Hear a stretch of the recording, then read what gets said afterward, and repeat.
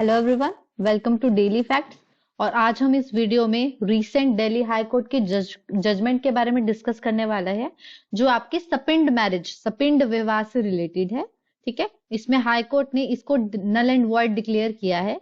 और ये जो सपिंड मैरिज है, ये हिंदू मैरिज एक्ट के अंडर जो है प्रोहिबिट की गई है ऑलरेडी। ओके, तो हम यहाँ पे डिटेल में इस वीडियो में यह समझेंगे कि सपिंड मैरिज होती क्या है और हाई कोर्ट ने ये वर्डिक्ट क्यों दिया है, और इसके रिस्पॉन्स में आपके जो पिटिशनर्स थे उनका क्या कहना है। तो let's start the video. Okay, तो हुआ ये है कि आपके दिल्ली हाई कोर्ट ने सपिंड विवाह को क्या कर दिया है, खारिज, नल एंड वॉइड डिक्लेयर कर दिया है, जो कि ऑलरेडी आपके Hindu marriage act 1955, Hindu marriage act जो कि 1955 में आया हुआ है, उसके अंडर एक काइंड ऑफ मैरिज है सपिंड मैरिज, जो हम अभी डिस्कस करेंगे। लेकिन यहाँ पे बस मैं आपको करेक्ट बता रही हूँ कि ये न्यूज में क्यों है सपिंड मैरिज। हुआ ये है कि दिल्ली हाई कोर्ट ने सपिंड मैरिज को जो है वो कॉन्स्टिट्यूशनल वैलिडिटी अपहेल्ड करते हुए किसकी, हिंदू मैरिज एक्ट के प्रोविजन की, जिसमें ये कहा गया है कि सपिंड विवाह जो है वो प्रोहिबिट है, वो नहीं माना जाएगा अगर दो पर्सन जो होंगे एक दूसरे से रिलेट कर रहे हैं उनके एंसेस्टर से। कहने का मतलब ये है अगर उनके एंसेस्टर्स कॉमन है, अनटिल एंड अनलेस उनके कस्टम्स उनको अलाउ कर रहे हैं। ओके, तो यहाँ पे एक्सेप्शन दी है कि सपिंड विवाह जो है वो नहीं माना जाएगा अगर हस्बैंड एंड वाइफ के एंसेस्टर्स सेम है। एट द सेम टाइम अगर कस्टम प्रोवाइड कर रहा है ऐसी कुछ मैरिज, तभी उन्हें अलाउ किया जाएगा।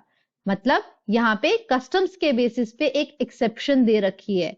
अब हम पहले डिस्कस कर लेते हैं कि सपिंड मैरिज होता क्या है। सपिंड मैरिज, सपिंड से ही आप समझ जाइए कि पिंड मतलब होते हैं इंसेस्टर्स। ओके, पिंड का मतलब होता है इंसेस्टर्स और सपिंड मतलब हुआ कॉमन इंसेस्टर्स। यदि आप हस्बैंड वाइफ के कॉमन एंसेस्टर्स है, मतलब आपके दादा के दादा के दादा और लेडी के दादा के दादा दोनों क्या है, भाई है। ठीक है, कॉमन एंसेस्टर्स है, दोनों चाचा और ताया है, मतलब ऐसे रिलेशंस में कॉमन एंसेस्टर्स है। तो अगर आप मैरिज कर रहे हो तो आप दूर के कजन्स कहलाएंगे। ओके, तो वो जो हुई सपिंड मैरिज हुई, आपका जो है एंसेस्टर्स सेम है। तो उस मैरिज को जो है हमारे हिंदू मैरिज एक्ट में प्रोहिबिट किया गया है एक प्रोविजन के द्वारा। ओके, वहां पे सेक्शन 3 के अंडर ऐसी मैरिजेस को नल एंड वॉइड डिक्लेयर किया गया है, इन्हें मान्यता प्राप्त नहीं है। इन मैरिजेस को इलेजिटिमेट मैरिजेस माना जाता है, तभी से, जब से शादी हुई है तभी से इसे इलेजिटिमेट मैरिज माना जाएगा। समझ लेते हैं इसको ब्रीफ में कि सपिंड रिलेशन में वहां पे क्या लिख रखा है आपके हिंदू मैरिज एक्ट में। यहाँ पे डायग्राम के थ्रू समझेंगे कि यदि मदर एंड फादर के कॉमन एंसेस्टर्स है, यहाँ पे लीनिएज बता रखी है, मदर के हम थर्ड जनरेशन तक काउंट करते हैं। मदर की अगर थर्ड जनरेशन है और फादर की साइड से 5 जनरेशन है, अगर इसके अंडर जो है मैरिज हो रही है थर्ड से 5th जनरेशन, फादर और मदर और फादर की रिस्पेक्टिवली अगर हम देखें, तो क्या होगा, उसे नल एंड वॉइड, अगर उनके एंसेस्टर्स कॉमन है तो उसे क्या है, नल एंड वॉइड डिक्लेयर किया गया है हमारे हिंदू मैरिज एक्ट 1955 के तहत। यदि आपके एंसेस्टर्स कॉमन है तो आपकी जो मैरिज है वो इलेजिटिमेट मैरिज है हमारे हिंदू मैरिज एक्ट 1955 के तहत। तो यहाँ पे यही हुआ है। एक केस आया था 1998 में दिल्ली हाई कोर्ट के पास, जहां पे हस्बैंड ने अपनी वाइफ से अलग होने के लिए ये बोला कि सर हमारी जो शादी है वो इलेजिटिमेट मैरिज है, क्योंकि हमारी जो शादी है वो एक सपिंड विवाह है, सपिंड मैरिज हुई है, इसलिए हमारी आप शादी को नल एंड वॉइड डिक्लेयर कीजिए, इन्हें इलेजिटिमेट मानिए। तो अब वहां पे हाई कोर्ट ने इनके डिसीजन को माना और यहाँ पे उन्होंने बोला कि जी हाँ सर, आपका कहना सही है, आपकी शादी जो है इलेजिटिमेट है किसके, हिंदू मैरिज एक्ट के तहत। और वहां पे इसको बोल दिया गया है कि आपकी मैरिज नल एंड वॉइड है। एट द सेम टाइम जो वुमेन है वो पिटिशन लेके चली गई, हस्बैंड की जो वाइफ है वो क्या है, पिटिशन लेके चली गई दिल्ली हाई कोर्ट में। ओके, तो हम हाई कोर्ट्स में अपनी पिटीशन लेके जा सकते हैं।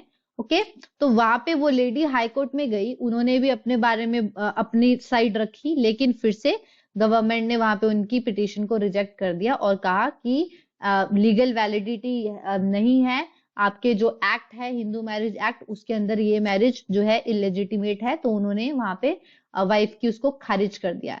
पर फिर से वो जो वाइफ है वो सेकंड टाइम फिर से जो है आपके हाई कोर्ट में गई और फिर उन्होंने एक नया तर्क रखा, वहां पे एक नया पॉइंट रखा कि सर एक तो साइड आप बोल रहे हैं कि कस्टम्स के बेसिस पे तो हम मान रहे हैं, लेकिन आपने हिंदू मैरिज एक्ट के अंदर वहां पे ये लिख रखा है कि ये नल एंड वॉइड है। जहां पे कस्टम है वहां पे तो आप बोल रहे हैं कि इनको मान सकते हैं, ये लेजिटिमेट है, but at the same time जहां पे पार्टनर अपनी चॉइस से शादी कर रहा है, उनकी सह सहमति है, उनकी फैमिलीज अलाउ कर रही है, वहां पे आप बोल रहे हैं कि हिंदू मैरिज के अंदर सपिंड विवाह जो है वो नल एंड वॉइड है। ये तो हमारे article 14 right to equality, equality before law का इन्फ्रिंजमेंट हो गया। तो यहाँ पे लेडी ने constitutional validity of this sapinda विवाह इसके अगेंस्ट याचिका दर्ज की है। तो इसी याचिका के दर्ज में दिल्ली हाई कोर्ट का डिसीजन यह आया है कि अगर if the choice of a partner in a marriage is left unregulated, अगर हम लोगों को ऐसे ही छोड़ दे कि तुम अपनी चॉइस के अपने चॉइस के पार्टनर के साथ शादी कर लो, अगर ये हम लेफ्ट कर दे अनरेगुलेटेड, इसको रेगुलेट नहीं किया जाए, तब तो आपके इंसेस्टियस रिलेशनशिप को लेजिटिमेसी मिल जाएगी। इंसेस्टियस रिलेशनशिप वो होते हैं जो इलीगल, आपके इलीगल सेक्स हुआ। ओके, इलीगल सेक्स वही होता है जो हस्बैंड एंड वाइफ के अलावा दो पार्टनर्स के बीच में हो रहा है। ओके, तो उसको इलेजिटिमेट सेक्स माना जाता है। ओके, तो यहाँ पे ये बोल रहा है कि अगर choice of the partner in a marriage is left unregulated, अगर इसको अनरेगुलेटेड छोड़ा गया तो ये हो जाएगा कि आपके जो इंसेस्टियस रिलेशनशिप बन रहे हैं उनको एक लेजिटिमेसी मिल जाएगी अगर उनको रेगुलेट कर दिया गया। तो यहाँ पे मुख्य न्यायाधीश जो हमारे कार्यवाहक मुख्य न्यायाधीश है, एक्टिंग चीफ जस्टिस है, उन्होंने यही कहा कि अगर शादी में साथी की पसंद को अनियंत्रित छोड़ दिया जाए, वो अपनी पसंद से शादी कर रहे हैं, तो अनाचार संबंध वैध हो सकता है। ऐसे संबंध जो कि इलीगल है उनको भी आपकी लेजिटिमेसी मिल जाएगी, जो कि बहुत गलत है।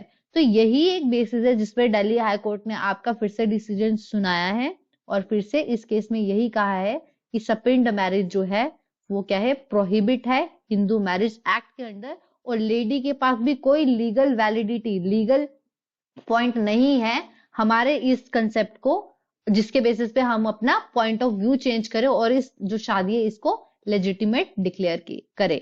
तो आपके लिए ये बहुत ज्यादा इंपॉर्टेंट आर्टिकल, इंपॉर्टेंट न्यूज है कि सपिंड मैरिज क्या होती है, सोशल कॉजेज में आ जाता है ये। हिंदू मैरिज एक्ट जो है प्रीलिम्स में काफी बारी आपके ईयर पूछ रखा है, Hindu marriage act, Hindu code bill के अंदर ये कुछ एक्ट्स है जो आते हैं, Hindu marriage act, Hindu succession act 1956, तो ये सारे आपके इंपॉर्टेंट हो जाते हैं। ओके, तो यहाँ पे मैं आपके लिए क्वेश्चन भी लाई हूं जिसमें आप मुझे ये बताएंगे कि जो आपका आर्टिकल ऑफ कौन से आर्टिकल, कॉन्स्टिट्यूशन के कौन से आर्टिकल के अंदर ये आप लोगों के पास राइट है कि आप अपनी चॉइस के पर्सन के साथ शादी कर सकते हैं। ओके, तो आप कमेंट सेक्शन में इसका आंसर जरूर दीजिए।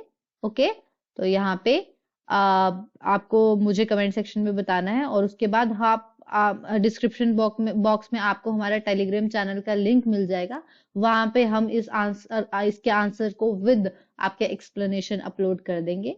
तो आप प्लीज टेलीग्राम पे जाके हमारे चैनल को ज्वाइन कीजिए और आई होप आपको ये कंसेप्ट समझ आया होगा कि सपिंड विवाह किसको बोलते हैं, दिल्ली हाई कोर्ट ने क्या वर्डिक्ट दिया है और वुमेन ने अपने आप को डिफेंड करने के लिए कैसे कॉन्स्टिट्यूशनल वैलिडिटी को रखा है और इस केस के अगेंस्ट अपना एक पॉइंट ऑफ व्यू दिया है कि सर यहाँ पे मेरा कॉन्स्टिट्यूशनल राइट, जो मेरा फंडामेंटल राइट है, वो इन्फ्रिंज हो रहा है।